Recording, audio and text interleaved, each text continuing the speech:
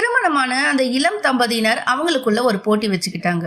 இன்று இரவு முழுவதும் யார் கதவை தட்டினாலும் திறக்க கூடாது என்பதுதான் அந்த போட்டி. போட்டி துவங்கிய சில மணி நேரத்திலேயே கணவரின் பெற்றோர்கள் கதவை தட்டுறாங்க.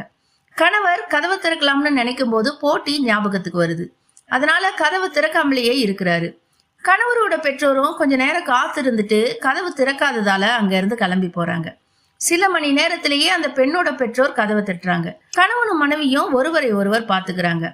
மனைவியால தன் பெற்றோர் வெளியே நிக்கிறத பார்க்க முடியல. கண் கலங்கிக்கிட்டே என்னால இனிமேலும் சும்மா இருக்க முடியாதுன்னு சொல்லிட்டு கதவை திறந்து விடுறா. நாட்கள் உருண்டோடுது. அவங்களுக்கு ஒரு மகன் பிறக்கிறான். அதுக்கு பிறகு ஒரு மகளும் பிறக்கிறான். அந்த கணவர் தனக்கு மகள் பிறந்ததை கொண்டாட பெரிய விருந்துக்கு ஏற்பாடு பண்றாரு. விருந்து நடந்து முடியுது.